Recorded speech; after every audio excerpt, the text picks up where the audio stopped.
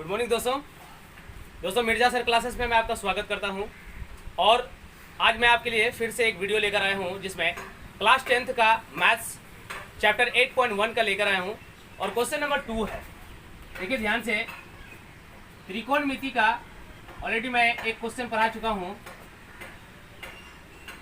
8.1 का, जिसमें कि एक नंबर ऑलरेडी मैं क्लियर तरीके से बता चुका और इसका परिचय भी दे चुका हूं। फर्स्ट पार्ट और सेकंड पार्ट दोनों को ध्यान से देखिएगा, तभी आपको क्लियर समझ में आएगा कि दूसरा नंबर कैसे बनेगा। लेकिन मैं आपके लिए अभी फिर से एक दूसरा नंबर का वीडियो लेकर आया हूं।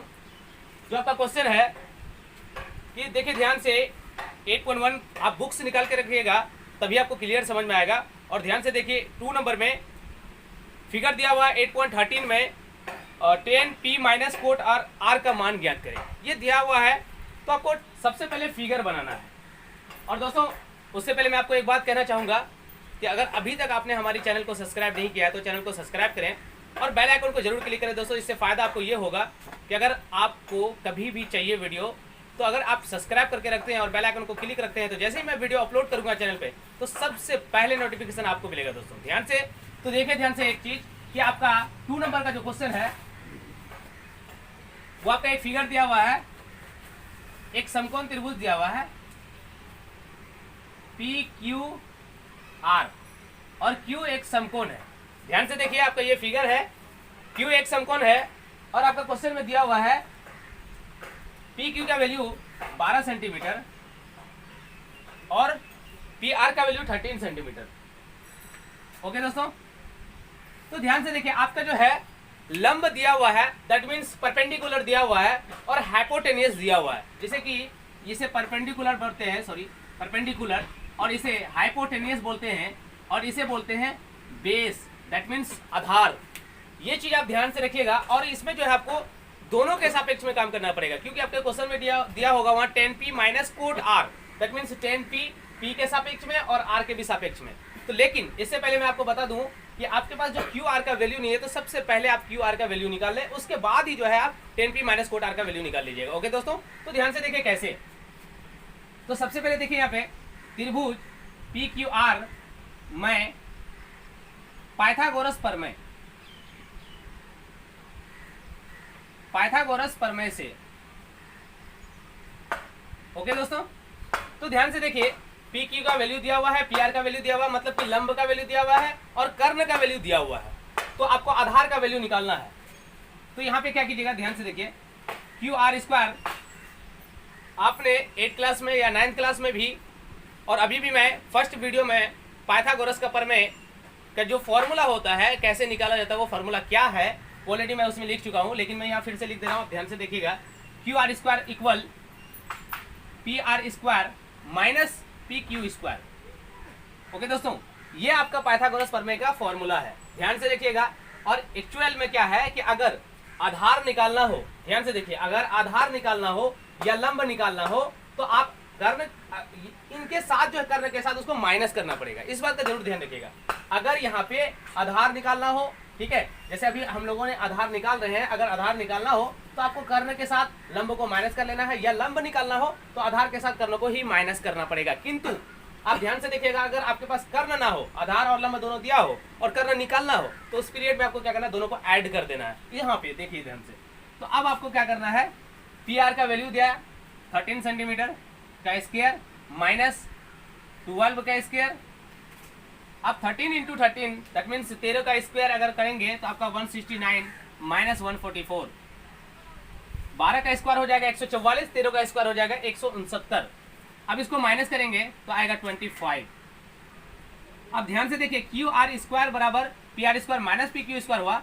अगर हम इसका स्क्वायर हटा देते हैं तो यहाँ पे रूट चढ़ जाएगा। तो उसी प्रकार आपको क्या करना है, यहाँ पे QR बराबर आपको यहाँ पे क्या करना है, रूट इधर लेकर आना है, क्योंकि स्क्वायर हट चुका है तो रूट इधर ट्रांसफर हो जाता है। इस बात का ध्यान रखिएगा। अब आपका जो वैल्यू आएगा वो QR बराबर आएगा 5 सेंटीमीटर। अब देखिए इसका वैल्यू आ चुका है।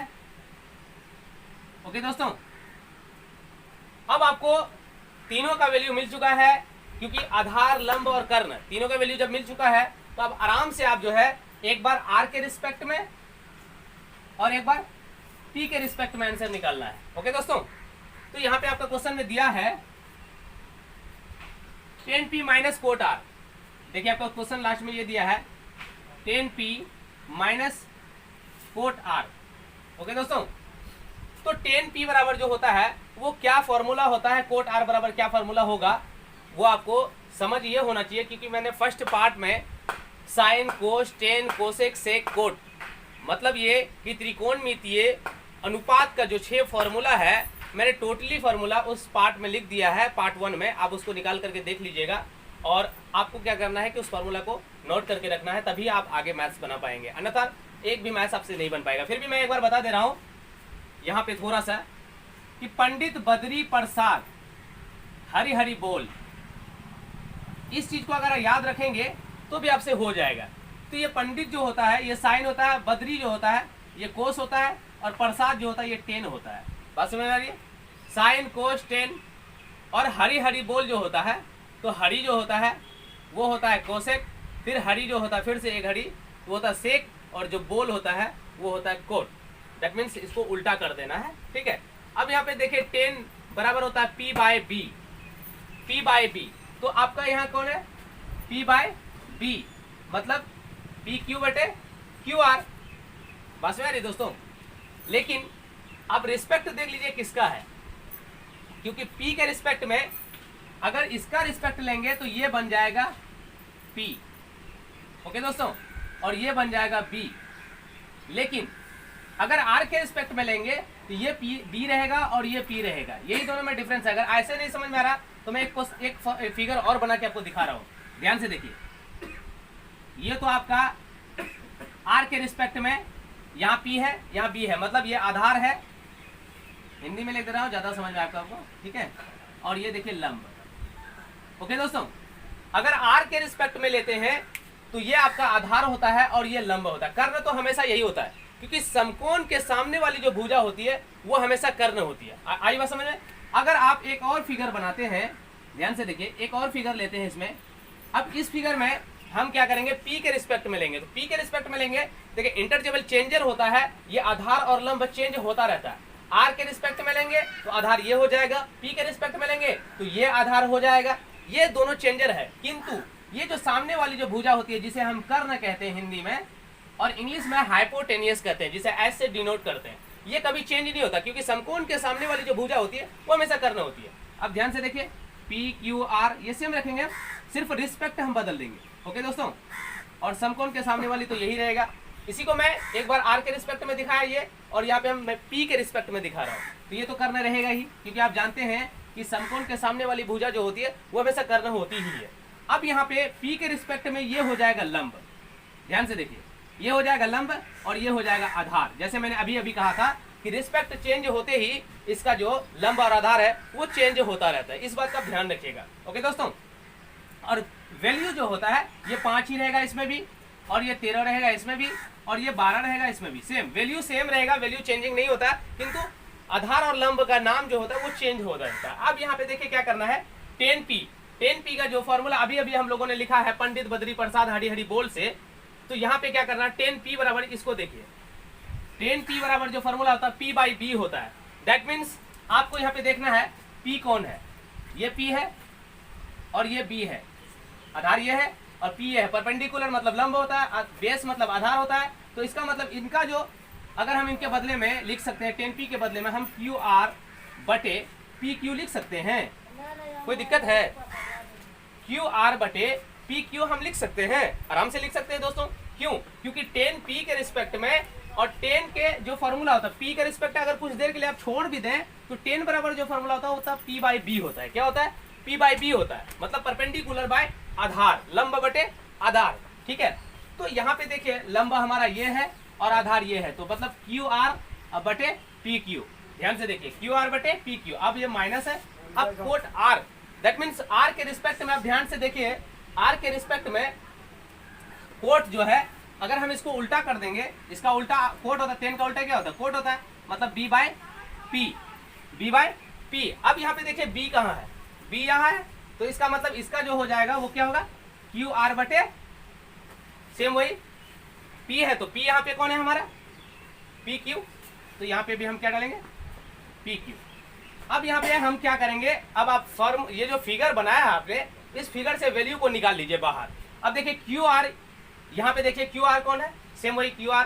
क्यू आर कितना है 5, पी क्यू कितना है 12, माइनस क्यू आर कितना है 5, पी क्यू कितना है 12। ओके दोस्तों, इस तरीके से आप जो है इसका एलसीएम ले लीजिए 12, और 12 से 12 को भाग दीजिएगा तो 1, 1 को 5 से गुना कीजिएगा तो 5, माइनस 12 से 12 को भाग कीजिएगा तो 1, 1 को 5 से गुना कीजिएगा तो 5, बराबर 0/12। इसका जो आंसर होगा वो क्या होगा 0 होगा। आप जो है इसका आंसर निकाल के भी चेक कर लीजिएगा दोस्तों, और आपको ये क्लियरली समझ में आ जाए। मैं फिर से दोबारा एक ट्राई कर दे रहा हूँ कि देखिए त्रिभुज पी क्यू आर में पाइथागोरस प्रमेय से क्यू आर स्क्वायर, पाइथागोरस प्रमेय से ये फॉर्मूला लिख लीजिएगा, और आराम से जो है आप जो है आधार का मान निकाल लीजिएगा 5 सेंटीमीटर। आपका आधार का वैल्यू आ चुका है। उसके बाद आपके क्वेश्चन में दिया है वहाँ 10p माइनस कोट आर के निकालने के लिए 10p माइनस कोट आर आप यहाँ से निकाल लीजिएगा कि आधार लंब कौन है, आधार लंब किसका क्या है। उस तरह से निकाल के आप उसका वैल्यू यहाँ पे दिया हुआ है 5 सेंटीमीटर, यहाँ दिया 12 सेंटीमीटर, यहाँ दिया 13 सेंटीमीटर। इस तरीके से क्यू आर का वैल्यू दिया, पी क्यू का वैल्यू दिया, पी आर का वैल्यू दिया, तीनों चीज का वैल्यू दिया। तो आप इस तरीके से जो भी यहाँ रहेगा उसके आधार पे आप वैल्यू निकाल लीजिएगा, और इस तरीके से एलसीएम करके आप आंसर निकाल लीजिएगा। ओके दोस्तों, तो आप अपना आंसर बुक में भी चेक कर लीजिएगा। और आपको दोस्तों अगर कोई भी दिक्कत हो तो मुझे कमेंट बॉक्स में जरूर बताइएगा, और वीडियो आपको कैसा लगा मुझे जरूर बताइएगा दोस्तों। और एक बात मैं कहना चाहूंगा कि आप शेयर जरूर कीजिएगा अपने दोस्तों को, क्योंकि आपके जो भी फ्रेंड 10 क्लास में है, तो मैं लॉकडाउन की वजह से हर स्टूडेंट का कोचिंग क्लासेस नहीं चल रहा है, इसी वजह से मैं 10 क्लास का वीडियो अपलोड कर रहा हूँ चैनल पे। आप ध्यान से पढ़िएगा, और अगर कोई दिक्कत हो तो आप मेरा व्हाट्सअप नंबर पे कांटेक्ट कर लीजिएगा 9006310097। ओके दोस्तों, और एक बात मैं कहना चाहूंगा, अगर अभी तक आपने हमारे चैनल को सब्सक्राइब नहीं किया तो चैनल को सब्सक्राइब जरूर करिएगा दोस्तों। ओके दोस्तों, धन्यवाद, आपका दिन शुभ हो।